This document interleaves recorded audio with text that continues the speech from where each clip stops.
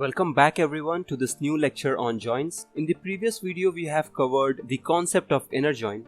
In this video we are going to see and learn about full outer joins. And if you have not seen the lecture on inner join yet, I suggest that you watch that video first. In fact, I suggest to follow this entire playlist in a sequence by which we are releasing the videos. It will help you for an efficient learning or SQL. So without any further delay, let's get started with the topic. So we are already familiar with these two tables, planned and purchased. We discussed about it in the previous lecture. And as you know, the planned table contains few elements which is not there in the purchase table. The purchase table contains few elements which is not there in planned table.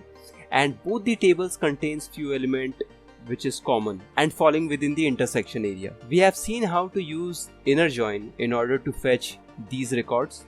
But let's say you want to see an output that contains all the records from both the tables.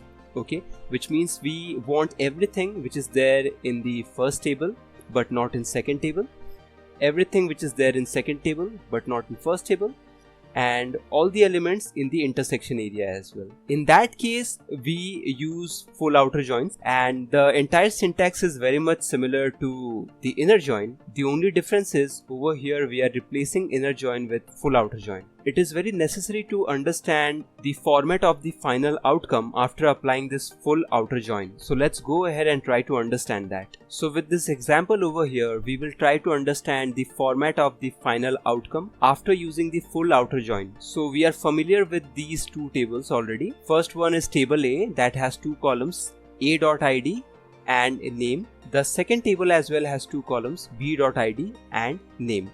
Let's say we are applying full outer join on both these tables, and you are already familiar with the syntax. It will be select everything from planned, which is table A, full outer join purchased, which is table B, on the column from the first table which is equals to the column from second table. In our case, the common column in both the tables is this name column. And keep in mind that you can swap the order of these two tables over here.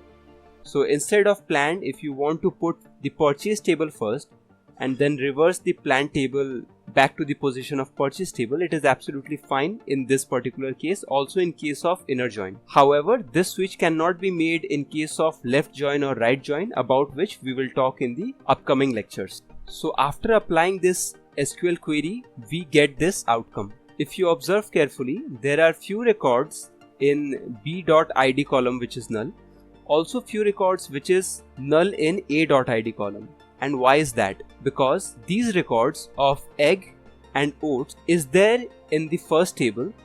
However, it is not there in the second table. And this is why it does not have any value in the b.id column. Similarly, these two records are null in the a.id column, and the reason is these records are for banana and yogurt, which information is there in the second table. However, it is not available in the first table.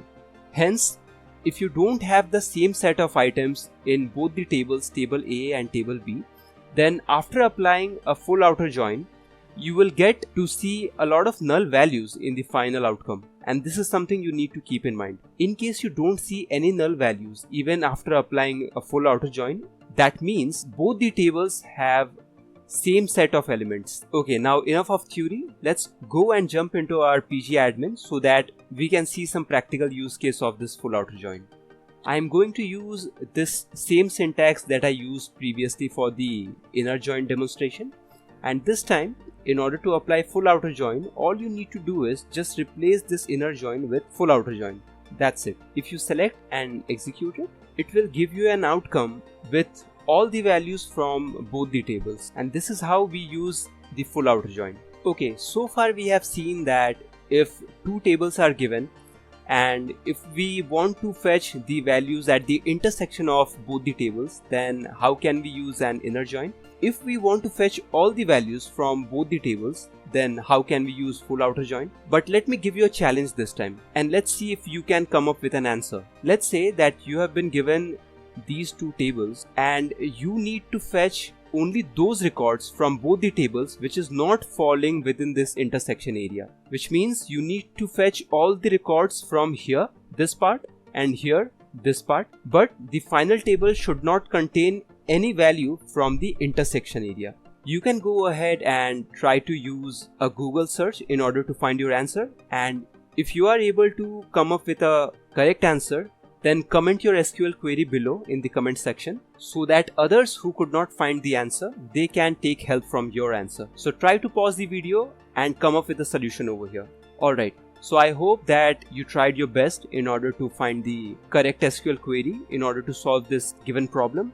If you could not figure it out, then still there is nothing to worry. Let's go ahead and see the solution together. So here comes the solution. So we are saying select everything from the first table, full outer join on second table, on the column from first table should be equals to the column in the second table, where plan.column should be null or purchase.column should be null. And I'll tell you why this will give you the correct answer.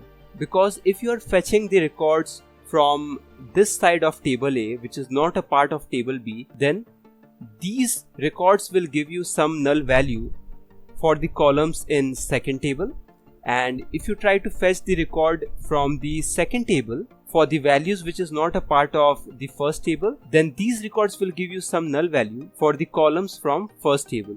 As you can see here in this final outcome, only the records with some null values are the records which is not falling in the intersection area, and the records which will fall in the intersection area that we are trying to avoid will not contain any null value. And this is why in the solution we are mentioning that either the column from the first table should contain null value or the column from the second table should contain the null value. Alright, that is all for today's lecture, and I hope your idea is absolutely clear on the concept of full outer join. If yes, then please consider supporting our work by dropping a like below and subscribing to the channel. In the upcoming lecture, we are going to come up with the explanation on left join and right join. So stick to the playlist, and we are going to take this SQL tutorial up to advanced level, and we will also cover the interview question and answer part by the end of this playlist, so that you not only learn SQL, you will be absolutely interview ready. Thank you very much for your time. See you in the next lecture.